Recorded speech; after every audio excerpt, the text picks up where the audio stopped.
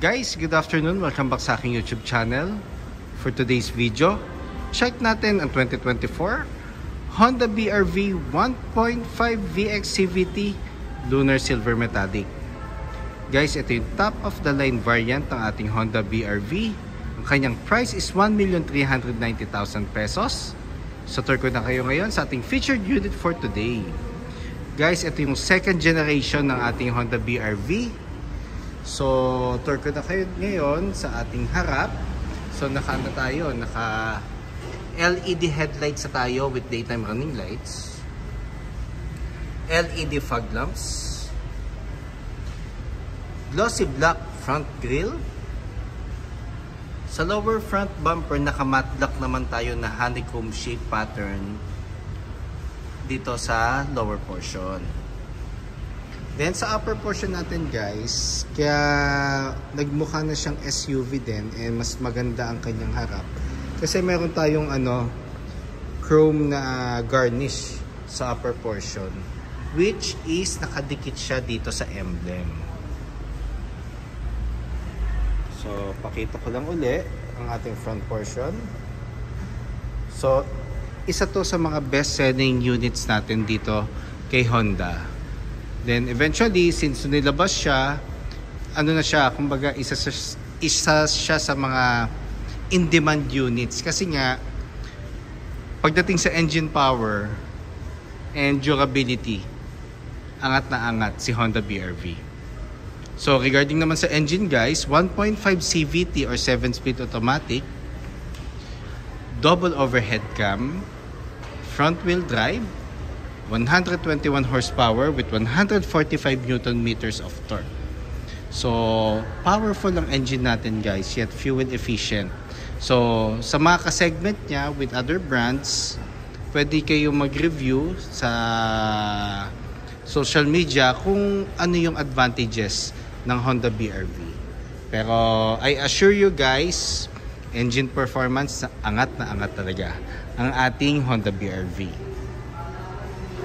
So dito naman tayo sa sides. So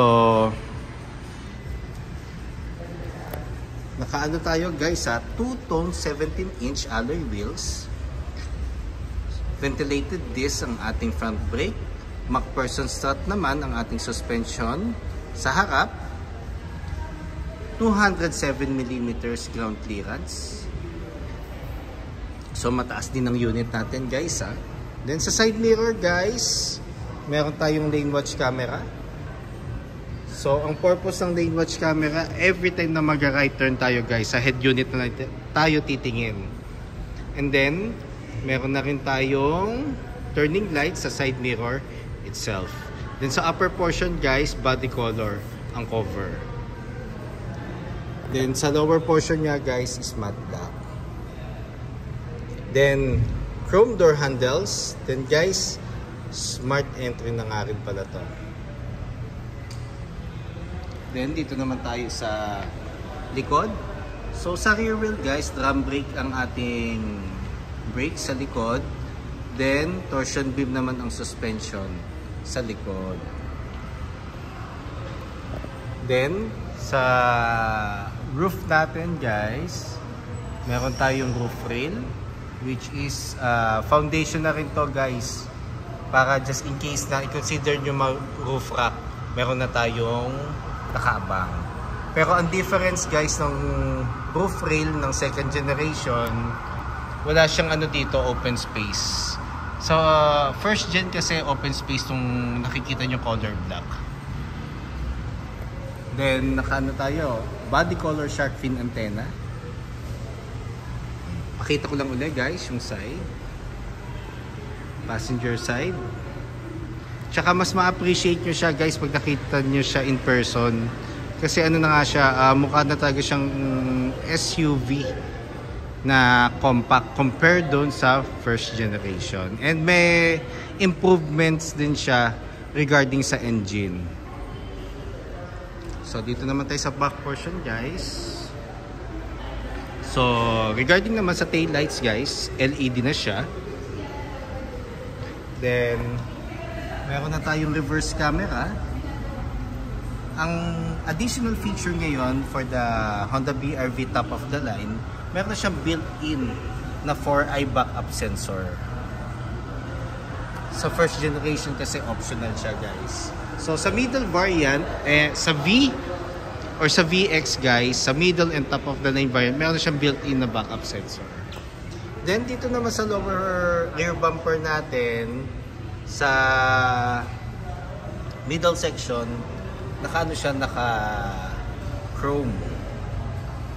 So it signifies na higher variant siya, which is same ng middle and top of the line variant. Same goes with the side seal, guys. Naka chrome na rin siya.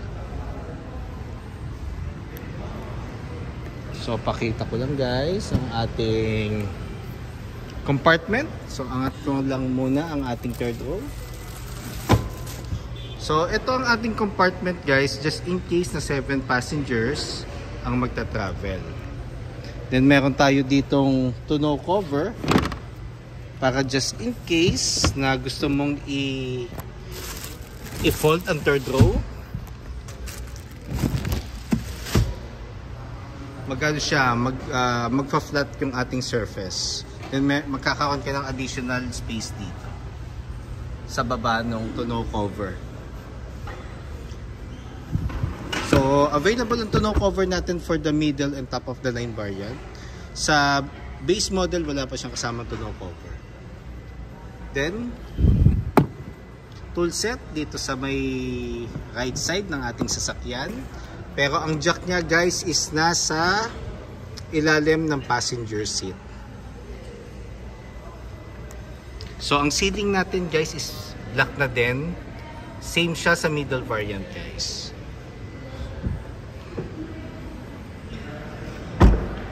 So pakita ko naman yung driver side natin, guys. So ang maganda rin kasi dito, guys, na napansin ko, yung alloy wheels siya kasi na glossy black and silver, nagko-complement siya doon sa sa fenders na matte black.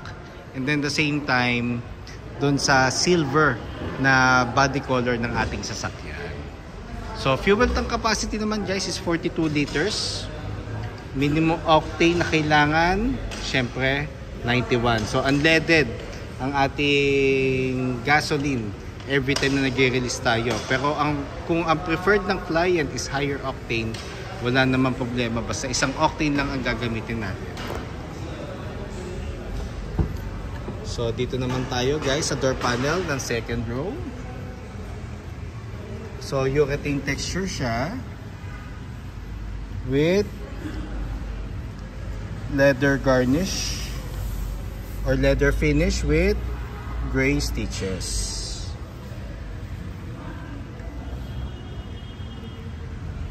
Tapos ang material naman ng seats natin is full genuine leather.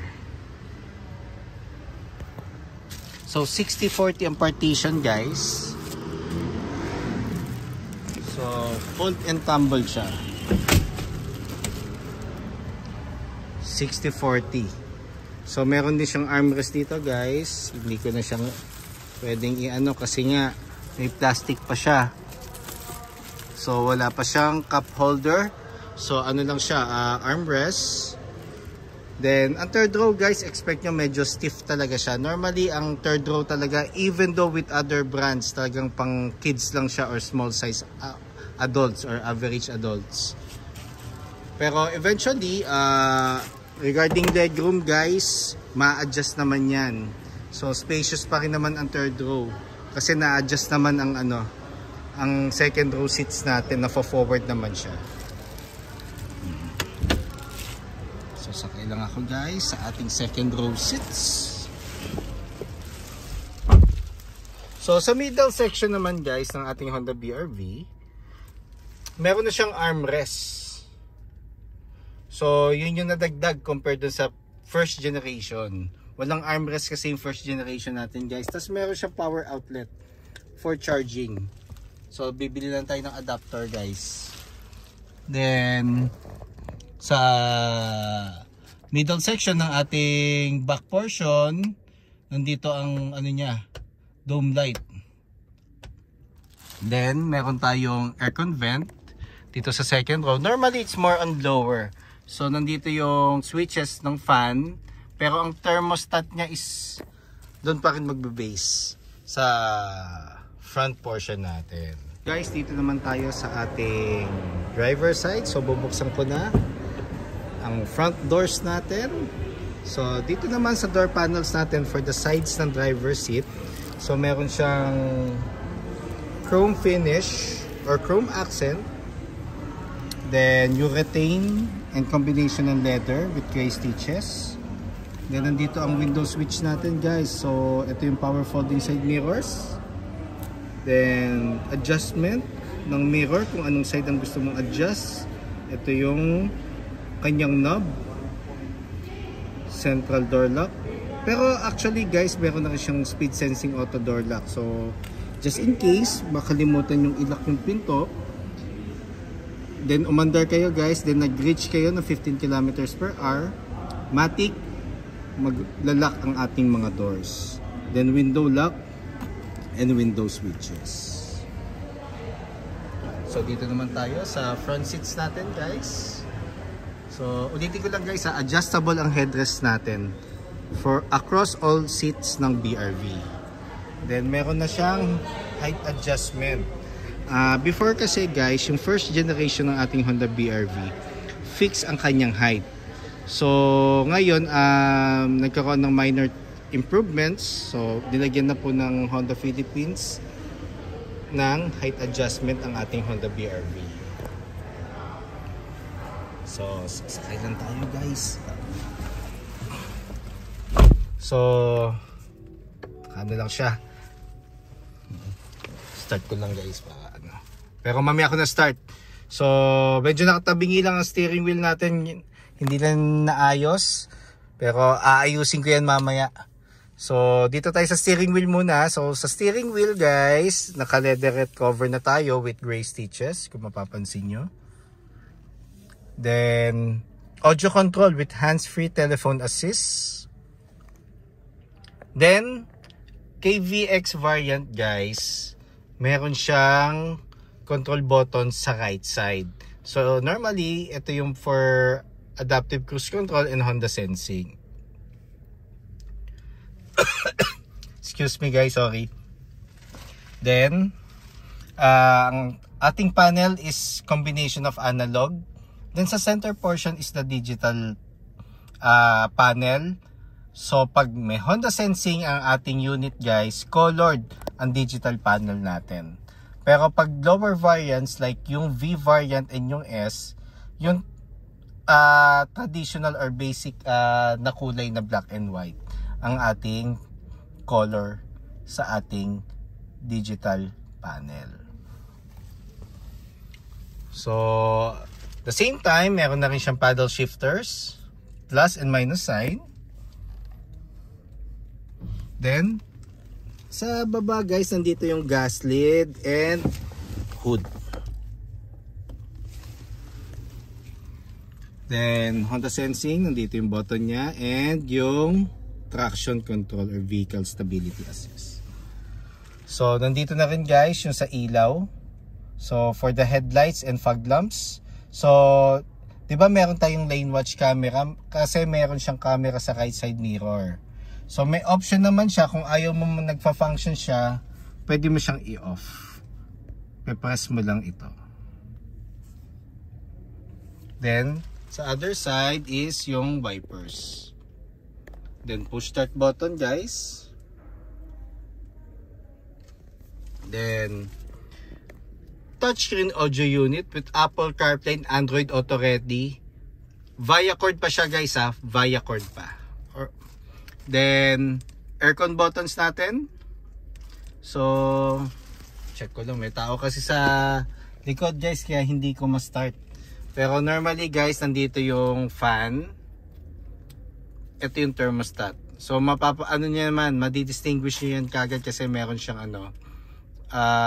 color sa buttons natin. Then sa baba guys, dalawang USB port for mirroring and charging, and power outlet So plug and play guys na dashcam, yun ang pinaka safest na nilalagay. Kasi pag ang unit natin sa Honda is equipped ng Honda Sensing, then eventually nagpalagay ka ng dashcam na magi-slice o magtatap ng wiring, magkakaroon siya ng conflict. So iwasan natin yon guys. So pwede naman tayo magpalagay sa labas guys ng accessories, basta ididikit lang siya sa mga bumpers. Then eventually kung yun nga, kung dashcam guys, basta plug and play, sasaksak mo lang siya dyan and ayusin ng installer ang wire, ang cord nun, para at least hindi siya naka-expose. Basta wag nyong ipapagalaw sa labas guys is mechanical, wiring, transmission pag under warranty pa, kasi mavovoid ang warranty. Friendly advice lang yun guys. So dito naman tayo sa transmission natin. So meron na rin siyang clutch. So ano siya, leather with chrome finish. Then sa surroundings naman ng ating transmission is chrome din with glossy black finish. So nandito yung park, reverse, neutral, drive, and sports mode. So sa drive guys, kaya niyang i-comply kahit mga uphill. So kahit 7 passengers, proven and tested na siya. Kasi ako mismo ang nakapag-witness na kung gaano ka powerful ang makina ng BRV. Sports mode guys, mas mabibigyan kanya ng additional acceleration. Pero expect natin guys, mas magko-consume siya ng gasoline compare sa drive. Pero dito naman guys, kahit mga long drive naman, kahit nasa drive mode lang siya, kayang-kayang i-comply yan ng makina ng Honda BRV. Then sa center portion naman, yung traditional handbrake. So kung mag-handbrake tayo guys, yung pinakamataas. Kasi pag inangat lang natin yung handbrake, hindi siya sagad, may tendency mag-move yung vehicle. Then yung na-mention kanina, yung armrest. So dito yung console box niya. So console box guys, pag may mga coins kayo, ilalagay nyo sa coin purse para hindi nakakalat ang coins nyo. At the same time, hindi magagas-gas yung console box. Then cords natin, doon natin lalagay rin sa console box. Then yung mga car scents dito rin, and candies, yan yung mga dapat ilagay dyan. Then passenger seat. Then yung dashboard natin guys is combination din ng like yung mga door panels natin, urethane, leather, glossy black finish. Then glove box natin guys. So dito natin lalagay warranty booklet, owner's manual, copy ng ORCR, and insurance policy just in case meron kayong copy. Then ang airbags nga pala nito guys is front airbags, dual front airbags, side airbags for both front seats, then side curtain airbags hanggang dun sa dulo. So kung regarding naman safety guys, hindi naman nagpapauli ang Honda. Laging iniisip rin ng Honda ang safety ng mga unit owners natin. And regarding technology rin naman guys, hindi rin naman nagpapauli ang Honda. So ito naman guys ang ating map light. So halogen siya. So ugaliin natin i-check palagi guys ang map light and dome light. Lagi natin siyang i-check kung nasa gitna ang switch or nasa on. Kasi pag naiwan natin naka-on yan, nako, kakain siya ng power ng battery at possible ma-drain pag hindi natin na-check na maayos. Then visor guys, so meron na siyang mirror. Same goes dito sa passenger. Then guys, isa sa mga advantage nga rin pala ng Honda is yung twice a year PMS or maintenance. Every 6 months or 10,000 kilometers, whichever comes first. So regarding naman after sales, di rin magpapauli ang Honda. Sales or service, proven and tested. So just in case guys, meron kayong inquiries or parts or even service appointment and even bank display for our bank partners, feel free to call or text 0906-386-8937 or visit me at 141 Quezon Avenue, Quezon City, and look for me, Ross Oliver Cruz, ang inyong friendly sales executive here at Honda Cars Quezon City. Looking forward to meet you here guys and providing a hassle-free transaction to all customers since 2016. Kindly subscribe na nga rin pala sa aking YouTube channel para maging updated sa mga susunod na videos. And pa-follow na rin sa aking Facebook, Ross Oliver Cruz, and aking Facebook page, Honda Cars Quezon City Best Deals, Ross Oliver Cruz. Yun lang guys, thank you and God bless.